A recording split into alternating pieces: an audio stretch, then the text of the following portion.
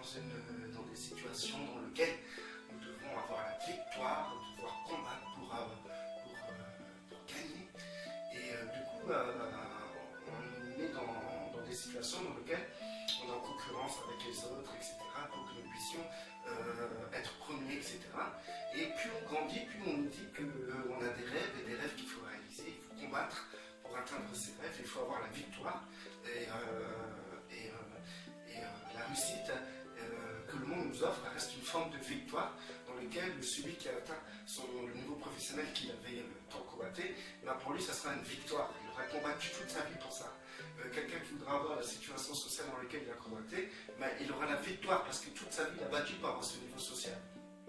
Et celui qui aura une situation économique correcte et une situation économique dans laquelle il a tout le temps lutté, il était pauvre quand il était enfant, il avait des parents pauvres toute sa vie, il a fait des études, il a travaillé dur pour avoir la victoire, pour qu'il puisse avoir une bonne situation économique, et bien toute sa vie tournera autour de ça, et lorsqu'il aura atteint ce niveau-là, ben, il aura eu la victoire. Partout où nous allons, nous voyons les gens qui ont des objectifs, qui sont des projets et dans lesquels ils s'élancent pour obtenir justement la victoire de leur projet. Et toute la vie est faite de cela. On a tout le temps besoin d'avoir un point fixe dans lequel nous devons atteindre et avoir la victoire. C'est ce qui nous pousse, c'est ce qu'on peut appeler la motivation. Et du coup, toute la vie, les individus, ils vont vouloir développer cela et à travers des années d'études, à travers beaucoup de souffrances, parfois beaucoup de concurrence, beaucoup de lâcheté, beaucoup de combats, beaucoup d'hypocrisie. Ils voudront aussi atteindre un niveau professionnel toute leur vie. Donc ils vont travailler, ils vont tout le temps combattre le poste qui est au-dessus de leur poste, chef d'équipe, après chef d'équipe, chef, après chef, etc. quoi. Donc du coup, il y aura toujours cette compétition, ce désir de vouloir plus, ce désir d'atteindre plus, ce désir d'aller toujours plus haut. Et tout ça, ça conduit en fait souvent des personnes qui arrivent à un certain âge avancé et qui finalement ont rien fait de leur vie, quoi. Ils ont tout le temps combattu mais en vain, ils ont tout le temps combattu mais pour rien, ils sont à la retraite, ils ne touchent pas grand chose, ils ont accumulé des biens mais pas tellement en fait, ils ont des enfants qui n'ont pas vu grandir et finalement des enfants qui les bouffent, qui leur manquent complètement de respect, ils ont une situation familiale pathétique, ils sont pleins de crédits, ils sont rongés par la maladie parce que toute leur vie ils ont stressé, toute leur vie ils ont été mal, et leur nerf a été mis sous tension et du coup ça atteint on atteint un niveau dans lequel les personnes à minorité ont réussi, ont eu la victoire entre guillemets, et tout le reste de la masse sont dans la défaite totale. Ils ont vécu une vie très difficile et cette vie qu'ils ont vécue à travers cette recherche de réussite et de victoire a profité justement à ceux qui ont aujourd'hui la victoire, aux chefs d'entreprise, à ceux qui sont au-dessus, à nos élites, etc. Il y en a qui ont mis plein d'argent sur le rêve et l'espérance des autres personnes. Parce qu'en fait, on vit dans un monde de compétitivité et dans lequel tout le monde est dans cet esprit de vouloir, d'obtenir, de se réaliser, et du coup, ça peut durer toute une vie et au final, pas avoir grand-chose. D'ailleurs, j'ai parlé avec une personne, elle est à la retraite, et elle me disait oui, mais en ce moment, j'avais pas, je travaillais pas, et cette personne me disait comme ça, oui, tu profites et tout, c'est pas bien, etc. Moi, je suis un bosseur, j'ai toujours bossé dans ma vie, et du coup, je lui ai dit avec simplicité, je lui ai dit, ok, t'es un bosseur, t'as toujours bossé dans ta vie, moi pour l'instant, comme je suis intérimaire, je travaille pas. Dans ces cas-là, regarde ta vie où elle en est aujourd'hui, regarde où j'en suis aujourd'hui. On a le même appartement parce que c'était mon voisin, et j'ai une voiture meilleure que la tienne. Question de situation matérielle, t'es pas mieux loti que moi, quoi. Et pour te dire que tu as lutter toute ta vie pour réussir, pour avoir du matériel, pour être posé, etc. Et au résultat, tu as bossé toute ta vie, tu es malade, tu es en mauvaise santé. En plus, quand en plus de ça, il ne croit pas en Dieu. Et du coup, comment dire, il avait une petite retraite misérable pour quelqu'un qui a bossé toute sa vie. Et du coup, ça l'a fait réfléchir. Il s'est dit, oui, c'est vrai, ça l'a bloqué en fait. Et qu'est-ce qu'il a fait qu'il a été bloqué? Pas parce que j'étais mieux que lui, c'est pas ça. Mais c'est qu'au résultat, il se retrouve avec rien. Il a un minimum. Il vit avec un minimum. Il y a un appartement qui paye pas cher. Il a des meubles. Il y a une voiture qui parfois tombe en rade. Voilà quoi. C'est tout, ça s'arrête là quoi. Et du coup, comment dire, ce qu'il a bloqué, ce n'est absolument pas le fait que d'autres a plus de bien, etc. C'est qu'il s'est il a un peu réfléchi sur sa vie et il s'est dit, toute sa vie, il a lutté pour quoi en fait? Pourquoi? C'est vrai, pourquoi? Pour manger, ça c'est clair, ça vaut la peine pour manger. Pour manger, ça vaut la peine. En Europe, on peut manger, comment dire, combien de personnes vont au Resto du Cœur? Par exemple, en France, il existe une association qui s'appelle le Resto du Cœur. Il y a des millions de gens qui y vont aujourd'hui. Pour dire que cette vision qu'on nous projette à la télévision, que tout le monde réussit, tout le monde va bien, c'est faux, c'est pas vrai. Combien de personnes vont au Resto du Cœur? Même des chrétiens. Je connais des chrétiens qui vont au Resto du Cœur. Et j'ai même entendu qu'à un moment, j'étais dans une assemblée, il y avait une sœur qui n'avait pas mangé. Les chrétiens, au lieu de donner de leur poche, qu'est-ce qu'ils vont lui dire? Ils vont lui dire, ah, mais t'as qu'à aller au Resto du Cœur, là, à tel endroit, etc. Ils lui conseillent d'aller au Resto du Cœur. Et ça, c'est pas une seule fois que j'ai entendu ça, c'est plusieurs fois. On m'a même dit un jour à moi, ouais, si je galère, parce que je travaillais au SMIC. Je travaillais au SMIC pendant des années. Et ça m'a, comment dire, j'ai complètement galéré. J'ai complètement galéré parce qu'au SMIC, tu es limité au niveau droit, etc. Et comment dire, avec 2 enfants, là maintenant j'en ai 3, c'était très difficile. Très difficile. Donc je coulais, j'étais à moins 900 tous les mois quoi. Donc j'avais ma paye, c'était 300 €. Donc j'étais tout le temps en découvert et il fallait que je rebouffe le découvert pour pouvoir vivre correctement quoi en fait. Du coup je ramais quoi pour rien. Et du coup on me disait ouais je parlais pas de ma situation, c'est mais les gens savaient que je travaillais au SMIC et que voilà, que j'avais 3 enfants, ils se doutaient de ma situation. Donc au lieu si ils avaient à cœur de m'aider, qu'ils m'aident, mais de là ils avaient à cœur de m'aider, et pour m'aider ils sont venus vers moi en me disant ah ben, il y a les restos du cœur en fait et pour s'inscrire il faut aller faire des papiers là comme ça, voilà c'est tout, c'est comme ça. Mais bon, j'avais pas besoin d'eux, gloire à Dieu, il m'a sorti complètement de cette situation là. Aujourd'hui je suis bien, j'ai même pas eu besoin de transpirer pour être bien, c'est lui qui a tout géré. Aujourd'hui je suis en paix.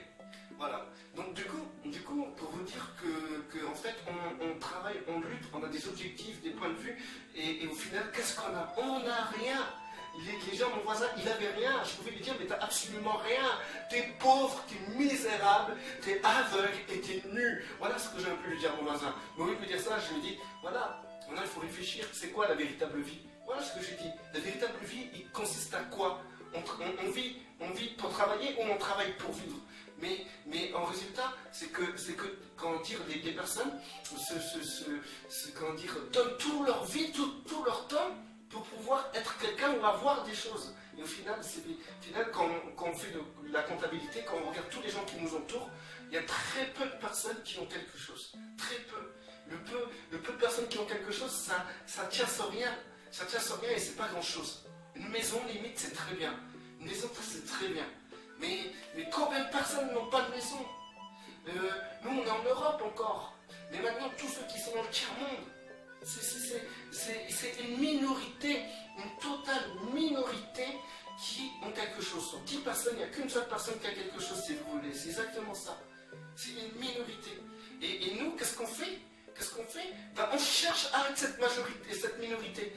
On fait tout, on développe tout notre temps, toute nos vies. On va se battre pour être cette minorité. pour atteindre cette minorité de ceux qui ont l'argent, de ceux qui ont le pouvoir, de ceux qui ont les entreprises, de ceux qui réussissent à l'aise, quoi, en fait. Et toute nos vies, on va se battre pour arriver à ce niveau-là, mais au fond, quand on regarde nos vieux, nos grands-pères, tout ça, quand on regarde tous les gens qui sont à la retraite aujourd'hui, regardez qu'est-ce qu'ils sont, ils sont dans une misérable maison de retraite. Comment ça termine? Très mal. Très mal. Toute leur vie, ils ont lutté pourquoi? Pour rien. Absolument pour rien. Ils n'ont eu aucune victoire. La défaite était totale. Et sachez que même cette minorité qui a cet argent, qui sont riches, ils ont combattu, ils auront sûrement eu la victoire sur terre, mais finalement, ils n'emporteront rien au paradis. Et ces gens-là auront perdu. Ils auront perdu.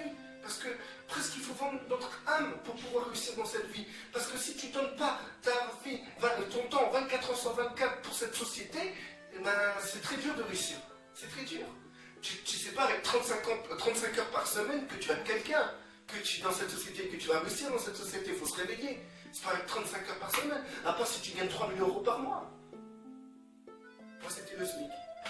Bon, sur ce, il y a un espoir. Cet espoir, c'est qu'il y a la seule victoire qu'on peut obtenir sur terre, c'est la vie éternelle. C'est atteindre la stature parfaite de Christ.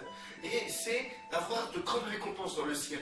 Et ça, c'est à la disposition de la majorité.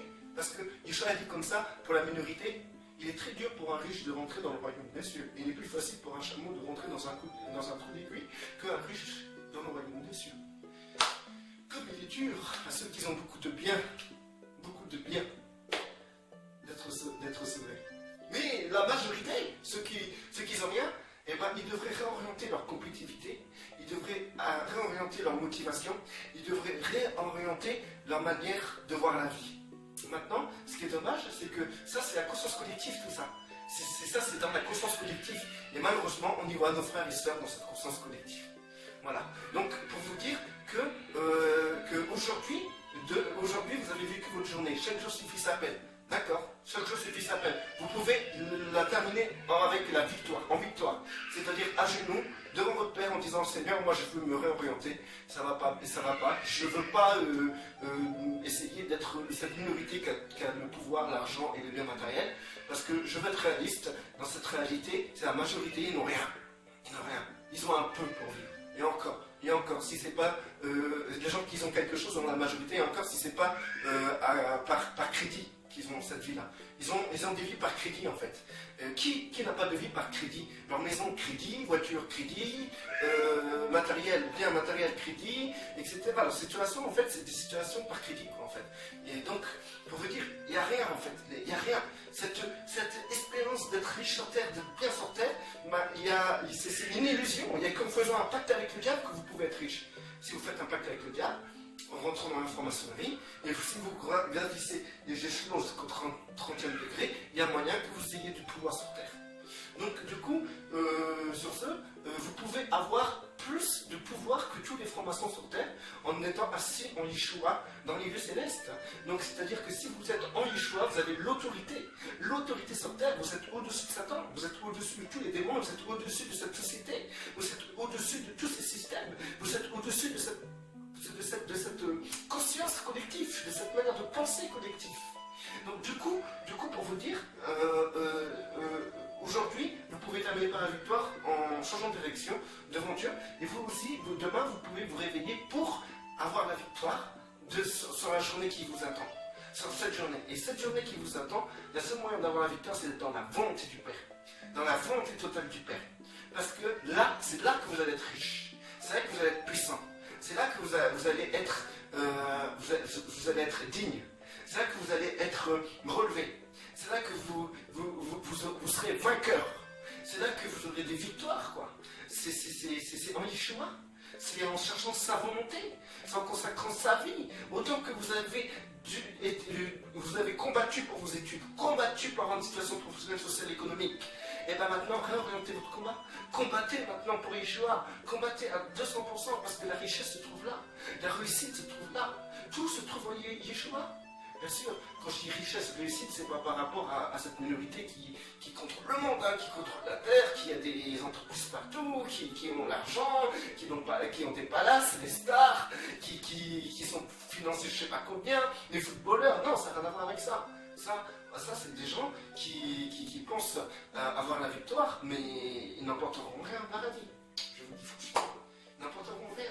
Il est très dur à celui qui a beaucoup de biens de rentrer dans le royaume des cieux. Pourquoi? Parce qu'en fait, il ne peut pas rester riche. C'est pas possible. Parce qu'il y a tellement de pauvres. Si tu es riche et tu viens au Seigneur, tu restes riche, c'est bizarre. Parce que les premiers chrétiens qui n'étaient pas riches, qu'est-ce qu'ils ont fait? Ils ont vendu leur surplus. Et ils l'ont partagé à tous ceux qui n'avaient pas parmi les frères et sœurs. Donc si vous êtes riche, vous à Yeshua, il est sûr que vous ferez comme le jeune. Quand Yeshua a dit vendez tout ce que vous avez et donnez-le aux pauvres. Et on vous aurez un trésor dans le ciel et ensuite suivez-moi. Donc parce que vous ne pouvez pas être ce que vous êtes dans le monde en restant dans cette situation dans le monde et suivre Yeshua. C'est pas possible. C'est pas possible. Parce que c'est comment dire, toute cette richesse-là, comment vous pouvez être digne au milieu des frères qui n'ont rien? Si vous regardez tout pour vous, c'est pas normal, c'est pas normal. Il y a des choses qui ne sont pas normaux. Et pareil, aujourd'hui, dans les églises, il y a tellement d'inégalités. Des gens qui terminent pas le mois, des gens qui terminent le mois, et on parle d'amour et de communion.